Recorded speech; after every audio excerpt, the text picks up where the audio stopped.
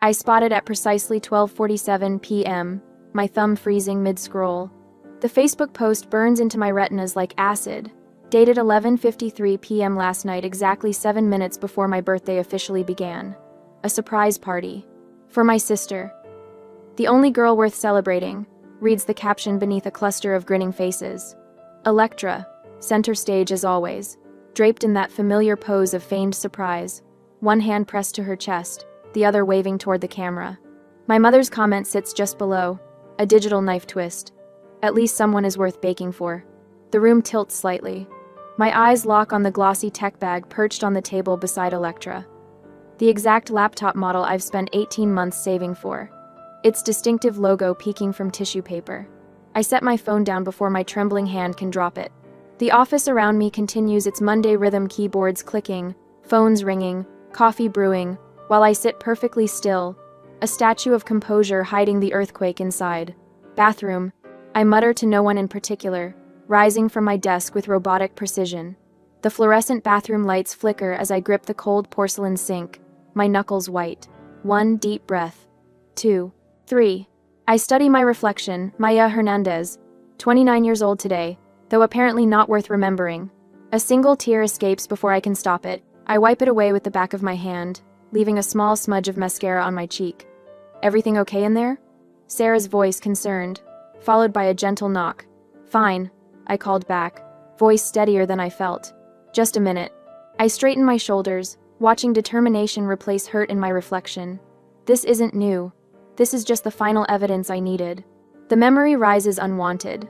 16-year-old me standing at the stove, stirring spaghetti sauce while solving algebra problems, textbook propped against the sugar canister. Dad sprawled on the couch with 14-year-old Electra, both laughing at her video game antics while Mom cheers her virtual victories. Dinner's ready, I called. 5 more minutes, Dad answered without looking up. Electra's about to beat her high score. Dinner grew cold. My homework remained half-finished. Another flash. The empty auditorium chairs at my senior speech award ceremony. The polite applause from strangers as I accepted the plaque. The text from Mom. Sorry, honey. Electra wasn't feeling well. We'll celebrate later. Then the contrast. Electra's school play 2 weeks later. My parents arrived an hour early with flowers. The standing ovation they led. The dinner out afterward where Mom kept saying, "Our little star." I blink away the memories and return to my desk with measured steps. Sarah glances up, concerned, but I wave her off with a practiced smile. My computer screen glows as I open my banking app, clicking through to the payments history section. There it is in black and white. Automatic transfers, month after month, year after year. When totaled, the staggering sum. $34,445 over 40 months. Nearly 35,000 reasons why I live in a tiny apartment, while Electra enjoys her downtown loft. Why my retirement account holds pocket change while she posts Instagram stories from weekend getaways. Why I've worn the same winter coat for 6 years, while she models a new one each season. My gaze lands on the small orange bear keychain hanging from my monitor, the only gift Electra ever gave me, plucked from a carnival prize pile when we were children. The pink one's prettier, she had declared, clutching it to her chest. You can have the ugly orange one. Mom, tell her orange is ugly. And Mom nodded in agreement. I unhook the keychain, its synthetic fur worn thin from years of absent-minded touching. All these years, I've kept it as a talisman, a symbol of the connection I desperately hoped would strengthen someday. The office printer hums nearby. Someone laughs at a joke. Outside, Seattle traffic flows beneath gray skies. Inside me, something shifts, a tectonic plate of patience finally fracturing after decades of pressure. No more, I whisper, closing my fist around the bear. The words feel foreign yet right, like trying on clothes that finally fit after years of wearing hand-me-downs. No more. No more. Later that night, my apartment walls close in around me as I spread the bills across my kitchen table. $648 for rent, $82 for electricity, $230 for groceries, numbers that should add up to a manageable life on my salary as a product operations analyst. But there it is, the 7th bill in the row, the one that doesn't belong to me. Owen Whitaker, $750. Auto payment scheduled for the 1st. I trace my finger along the landlord's name on the bank statement. Not my landlord. Electra's. The auto payment I've maintained for 38 consecutive months while my sister bounced between 3 jobs, each ending with the same forwarded termination emails in my inbox. Performance inconsistencies. The most recent one read, excessive absences. Words that should have consequences but somehow never do. Not for Electra. My phone pings with a voicemail notification. Dad. Maya, honey. Victor's voice fills my tiny living room. That familiar coaxing tone he reserves for asking favors. Need about $700 for a special plan this weekend. Nothing serious. Call me back when you get a chance. Not if I can help. When I can help. The assumption is so deeply embedded, it doesn't require questioning. I opened my travel fund app. The balance reads $178.43. The Greece trip I've pictured since college remains digital brochures and saved articles. My retirement account shows $4,282, pathetic, for 29 years of age, according to every financial advisor ever born. The math is simple. $750 monthly to Electra's rent multiplied by 38 months equals $28,500. Add the emergencies, the car repairs, the dental work Dad couldn't quite cover, and we arrive at $34,445. The number burns in my brain like a brand. I pull out an old photo album from beneath the coffee table. 3rd grade, the regional spelling bee. Mom had promised to come, but Electra's dance recital conflicted. Next time, she'd said, patting my head. Electra needs me there. She gets so nervous. The speech workshop cancellation notification from sophomore year sits in a folder behind it, due to insufficient funds. The email had explained after Mom redirected the $180 registration fee to Electra's summer dance intensive. She has real talent, Mom had insisted. Your grades are already good. Then there was the graduation dress, originally mine. The red wine Electra spilled on it accidentally, 3 days before my ceremony. But it looks better on her anyway. Mom had declared as Electra twirled in my altered dress at her junior prom. Red complements her skin tone. I moved to my laptop and opened my bank account again. $6,432 in savings. It should be $40,000. Would be, without the steady drain of Electra's needs. My finger hovers over Instagram. I shouldn't look, but I do. There she is. Electra at Camelback Mountain. Phoenix sun glinting off her sunglasses. Posted 3 days after texting me, need rent money early this month, power might get shut off. 4 posts later, the designer bag. Unmistakable logo glinting in the sunlight. Purchased the day after I sent her $600 for an unexpected medical expense. She's just more sensitive than you. Dad's voice echoes from countless conversations. You've always been our rock, Maisie Daisy. So self-sufficient. Self-sufficient by necessity. Responsible because someone had to be. I grab the orange bear keychain from my desk and sink into my worn couch, turning the small trinket between my fingers. The fur, once bright orange, has faded to a dull amber, patches worn completely bare from years of nervous handling. The pink one's prettier. Electra had announced at the carnival, 8 years old and already certain of her preferences. You can have the ugly orange one. Orange is ugly, Mom had agreed, smoothing Electra's hair. But Maya doesn't mind, do you, sweetie? And I hadn't minded. Or said I hadn't. I'd slipped the orange bear onto my backpack and carried it for 16 years, through high school, college, and into my adult life. A constant reminder of what I'd been taught, that I deserved less, that my role was to fill the gaps, patch the holes, bear the weight.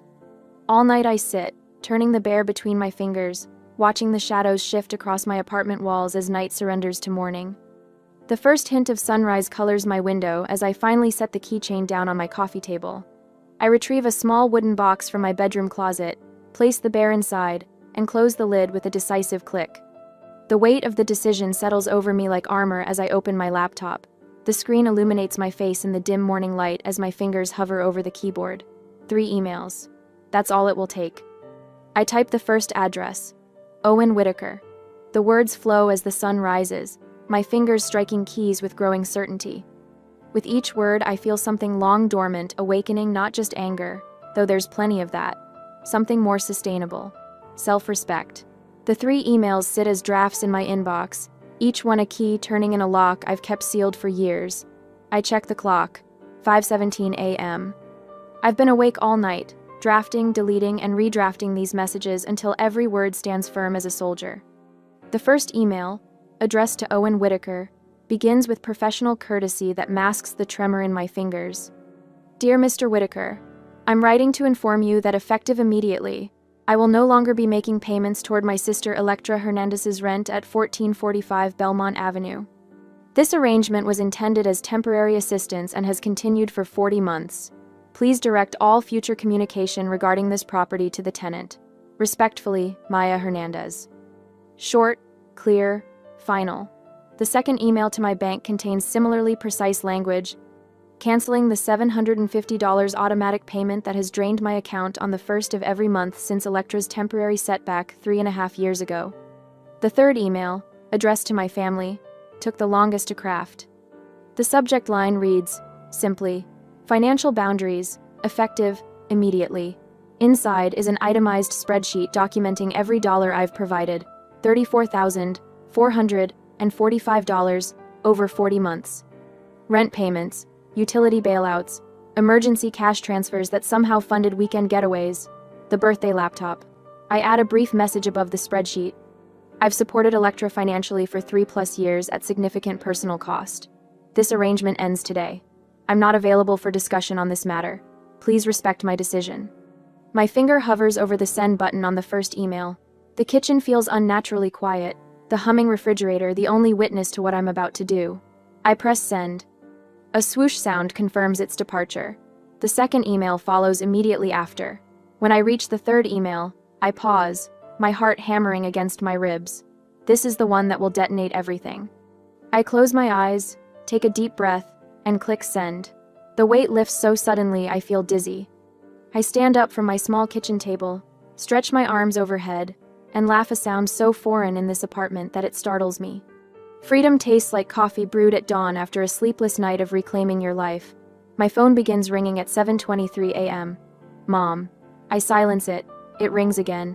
Mom again. I silence it. By 8:15 I've declined 12 calls from her.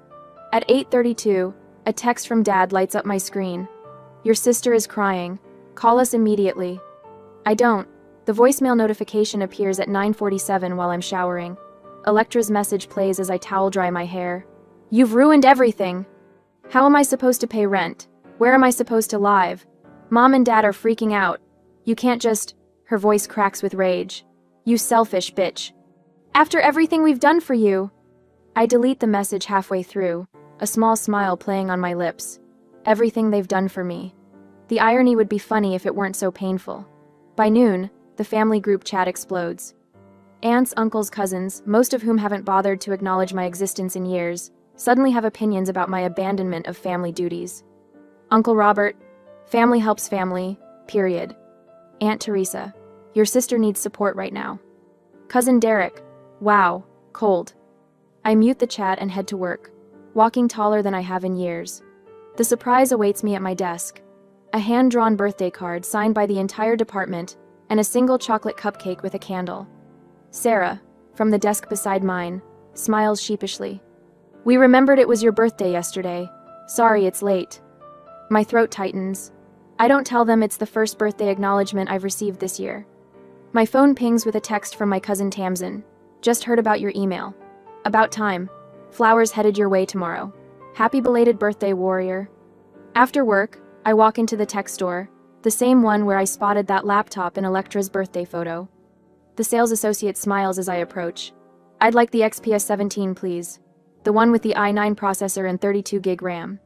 Excellent choice. He doesn't know that I've been saving for this exact model for 18 months. He doesn't know that its twin now sits on my sister's desk, purchased with my parents' money. He simply sees a woman making a purchase she can afford, and his smile feels like validation. As he processes my credit card, I imagine what I'll do with the money I'll save each month now. Travel fund, retirement account, maybe even a place with a balcony someday. The phone rings just after dinner. Owen Whitaker's name flashes on the screen. I answer with steady composure. Miss Hernandez, I received your email this morning, but there seems to be some confusion. Your sister claims she wasn't aware of this arrangement ending and... Mr. Whitaker, I interrupt, keeping my voice level. I understand this puts you in an awkward position, but my financial arrangement with that property has concluded. Please work directly with Electra on any matters moving forward. A pause stretches between us. I see. Well, I suppose I'll need to discuss payment options with her directly then. That would be best. Thank you for understanding. Of course. Have a good evening. I end the call and feel a rush of something powerful flooding my chest. For 3 years, I've paid this man's mortgage while my sister lived in a downtown loft with stainless appliances and a doorman. For 3 years, I've come home to peeling paint and a window unit air conditioner that sounds like a dying lawnmower. No more. I sink onto my secondhand couch, closing my eyes. My phone continues to buzz with notifications, but they feel distant now, like they're happening to someone else. Tonight, for the first time in years, I'll sleep without worrying about anyone's financial problems but my own. When I finally crawl into bed, I think about what tomorrow will bring. More calls, more accusations, maybe even a surprise visit. But for the first time, I'm not afraid of their reactions. Whatever storm comes, I've built myself a shelter of self-respect, strong enough to withstand it. I drift into sleep almost immediately, my body surrendering to exhaustion, but my mind finally, blissfully at peace. 2 days later, in the morning, I accepted the promotion job position in Boston. However, that day, the lobby security desk phone rings precisely at 2:14 p.m. I glance up from my spreadsheet to see Jules North, our building security guard, gesturing at me through the glass partition. "Miss Hernandez, there's someone here insisting on seeing you. Says she's your mother." His eyes telegraph concern. She seems upset. My stomach drops as I peer past him. Mom stands in the lobby, arms crossed, foot tapping a furious rhythm against the polished floor. Her pearl earrings catch the fluorescent light as she scans the office, searching for me. "I'll be right there," I tell Jules, closing my laptop with steady hands that belie the earthquake inside. Sarah raises her eyebrows from the next desk. "Everything okay?" "Family drama." The words taste bitter. "Cover for me?" "Take your time." She slides her chair toward my desk protectively. "I'll tell Peterson you're on a client call." The lobby doors whoosh open as I step through. Mom's perfume, the same floral scent she's worn since I was 5, hits me before her words do. "Finally, we need to talk about this ridiculous email." Her voice carries across the lobby. 2 receptionists pretend not to notice while typing faster. "I'm at work, Mom." I guide her toward the side door. "We can discuss this after 5. Jules watches us, hand hovering near his desk phone. I give him a subtle nod. I'm okay. Outside, Seattle's perpetual drizzle mists my blazer as Mom grabs my arm. "Family doesn't abandon family." Her whisper cuts sharper than a shout. "Do you know what you've done to your sister? She can't eat, can't sleep." "We'll discuss this after work hours, at my apartment." I maintain eye contact, my voice calm but firm. 6 o'clock. Victor and Electra will be there too. It's not a request. Fine. She blinks, clearly expecting more resistance. When I turn without another word, she calls after me. "This isn't who we raised you to be, Maya." I pause at the door. "No, it's who I'm choosing to be now." The rest of the afternoon crawls by in 15-minute increments. I rearrange the living room of my tiny apartment in my mind. 3 chairs plus the love seat will barely fit. I'll need to move the coffee table. At 5:58 p.m., the doorbell rings. They're early. They fill my apartment like smoke, seeping into every corner. Dad enters first, his broad shoulders making the space shrink. Mom follows, eyes scanning, cataloging, judging.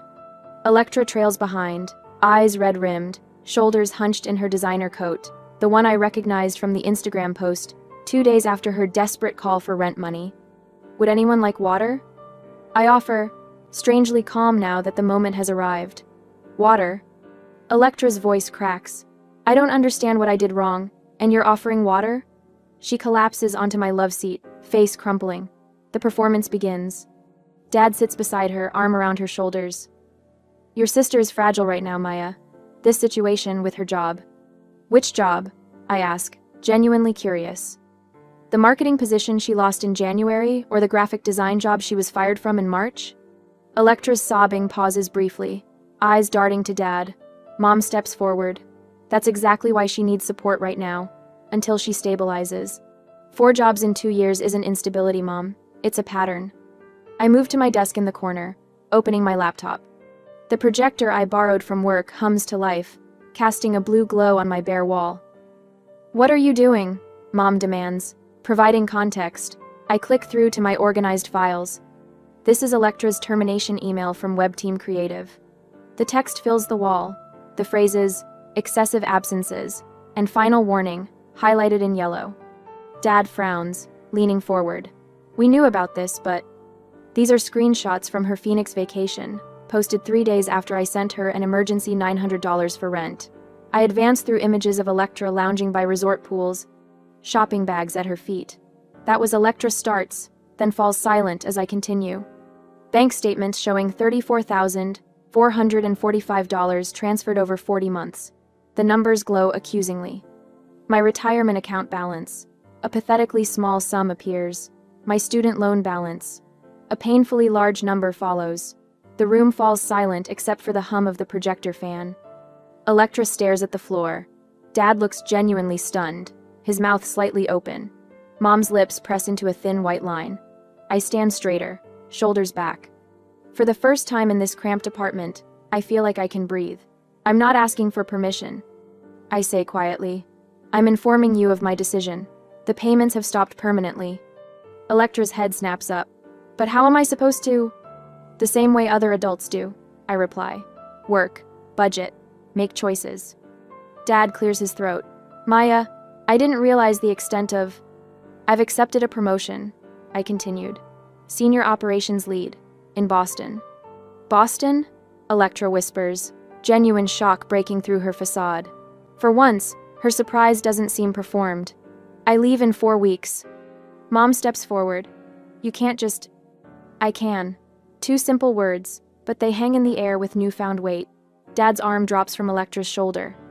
He studies the financial figures still projected on my wall, then looks at me, really looks at me perhaps for the first time in years. I didn't realize, he repeats, softer now. Something shifts in his expression, the first crack in his enabling armor. The projector continues to hum as the 4 of us sit suspended in this moment of truth, each contemplating the new reality taking shape in the confines of my small apartment. After years of imbalance, the scales have finally tipped. She has always been more sensitive than you. Lorena paces my tiny living room, heels clicking against hardwood like a ticking time bomb. From the day she was born, the doctors said she needed extra attention. I lean back against my kitchen counter, arms crossed, watching this familiar performance. The script hasn't changed in 29 years, only now I can see it for what it is. Electra has special challenges. Lorena continues, voice rising to that practiced pitch of maternal martyrdom. You've always been so capable. She makes the word sound like an accusation.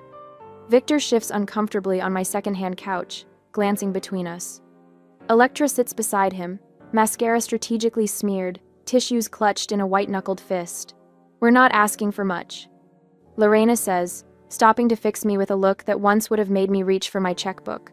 Just continue the payments until she stabilizes. Another 6 months, maybe a year. And then what? My voice comes out steadier than I feel. Another year after that? And another? You're choosing money over blood. Lorena's eyes narrow. Is that laptop really worth destroying your family? The laugh escapes before I can stop it, short, sharp, and utterly without humor. This isn't about a laptop. This is about $34,000 and years of being treated like an ATM with legs. That's not fair, Victor interjects weakly. No, it wasn't fair. I agree, looking directly at him. It wasn't fair when you missed my college graduation because Electra had a cold. It wasn't fair when I worked 2 jobs while she found herself on my dime. And it certainly wasn't fair when you all forgot my birthday but threw her a surprise party 7 minutes before midnight. Electra flinches at this, something unscripted flickering across her face. I'm choosing self-respect over enabling. I continue, feeling something shift in the room as the words land. And if that's destroying our family, then what exactly are we preserving? Silence falls, heavy with the weight of decades of unspoken truths. For the first time, I see uncertainty in Lorena's eyes. Her mouth opens, closes, no ready response available in her arsenal of manipulation. Victor stares at the floor, shoulders slumped. Then something unexpected happens. Electra's breathing changes, becoming ragged and uneven. Her perfect tear-streaked makeup begins to run in earnest as the practiced sobs transform into something raw and real. I can't, she gasps, dropping the tissues. I don't know how to do this on my own. The confession hangs in the air between us, the first honest words my sister has spoken to me in years. I feel my resolve waver, that old instinct to rush in and fix everything rising like muscle memory. But I plant my feet firmly on the floor of my apartment, the apartment I can barely afford because of her. You can learn. I say, my voice gentler but no less firm, but I won't do it for you anymore. Electra looks up, meeting my eyes directly. Something passes between us. Not forgiveness, not yet, but perhaps recognition. For the first time, she's seeing me as a person with limits rather than an endless resource. How? How? Her voice sounds smaller, stripped of its usual performance, the same way I did, one step at a time. 5. Victor clears his throat, drawing our attention. His eyes are red-rimmed, hands clasped tightly in his lap. I've failed you both, he says quietly. The words seem to cost him something essential. Especially you, Maya. My breath catches. In 29 years, I've never heard him acknowledge this. I minimized you because you seemed so self-reliant. He continues, voice rough with emotion. You never complained, never caused trouble. It was easier to focus on the squeaky wheel. He stands, approaching me with hesitant steps. I don't expect forgiveness, but I'd like a chance to do better, to be the father you deserved all along. The sincerity in his voice reaches something deep inside me, a childish hope I thought long buried. But hope can be dangerous without boundaries. Words are easy, I say. I need to see real actions. Name them, he says simply. I take a deep breath. Electra needs a job with an employment contract I can verify. She needs a working budget she sticks to, and both of you should consider therapy. Lorena opens her mouth to protest, but Victor silences her with a look. And the financial support? He asks. Ends today, I answer. But emotional support with boundaries? That door remains conditionally open. But Victor nods slowly, then does something he hasn't done in years. He steps forward and hugs me, not the perfunctory embrace of obligation, but something real and solid. For a moment, I allow myself to lean into it, to feel the tentative reconnection. When they leave 20 minutes later, the apartment feels different, emptier, yet somehow more mine than before. I pour myself a glass of wine and stand by the window, watching them walk to their car below. Lorena's stiff back, Victor's hand hesitantly touching Electra's shoulder, my sister's uncharacteristic quiet. I don't know if they'll meet my terms. I don't know if real change is possible after so many years of established patterns, but for the first time since I can remember, the decision isn't mine to make. I touch the cool glass of the window, seeing my reflection overlap with the world outside. There's peace in this moment, not the false peace of capitulation, but the true peace that comes from standing firmly in your own truth. No matter what happens next, I've found the one boundary that matters most, the one around my own worth. The morning sun streams through sheer curtains, painting golden stripes across my Boston apartment. I stand by the window, coffee mug warming my palms as I take in the city skyline, my skyline now. The view from the 12th floor still surprises me each morning, like a gift I'm continually unwrapping. 1 year, I whisper to my reflection in the window glass. 1 year since I closed my hand around that worn orange bear keychain and whispered, no more. My phone buzzes on the counter. Tamsin, just landed. Can't wait to see your place. Boston's freezing compared to Arizona. I smile, typing back. Bringing an extra sweater to the airport.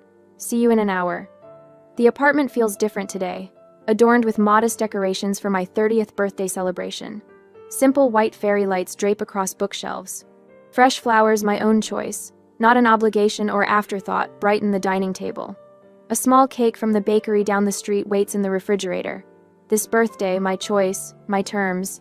I open the wooden keepsake box on my desk, the one that holds the orange bear keychain. What once symbolized exclusion now represents the moment I chose myself.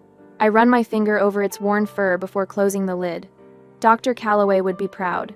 During yesterday's therapy session, she noted how my posture has changed, shoulders back, chin lifted, voice steady. You've reclaimed your space in the world, she said.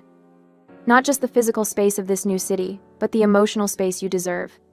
The chime of my laptop interrupts my thoughts. Dad's video call. Happy birthday, Maya, he says when I answer, his smile tentative but genuine.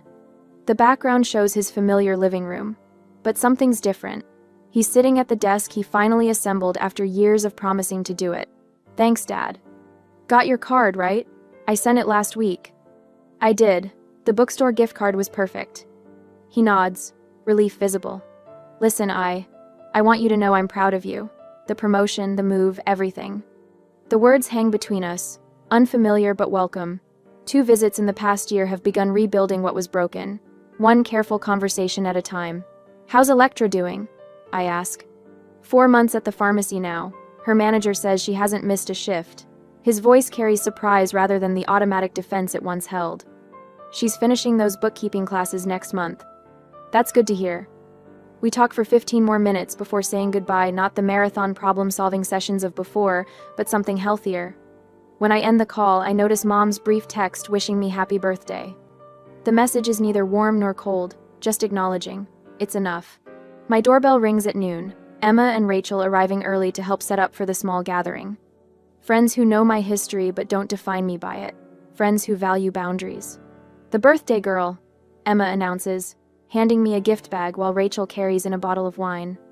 We're laughing in the kitchen when my phone pings with an email notification. Electra's name appears in my inbox for the first time in months. The subject line reads, "Your day." I hesitate before opening it, excusing myself to the bedroom for a moment of privacy. The message is short. Happy birthday, Maya. I've been thinking about last year and all the years before. I took advantage of your love because it was easier than standing on my own. I'm trying to do better now. Enjoy your day. Not a full apology, but acknowledgement. Progress. I type a response encouraging her efforts while maintaining the boundaries that have allowed us both to grow. When I return to my friends, I'm smiling. Later, as Tamsin helps arrange appetizers and we wait for the other guests, I catch a glimpse of myself in the hallway mirror. I'm 30 years old today. Smaller in family perhaps, but richer in peace. The woman looking back at me stands tall, no longer bearing the weight of others' responsibilities. This birthday, I am the one worth celebrating.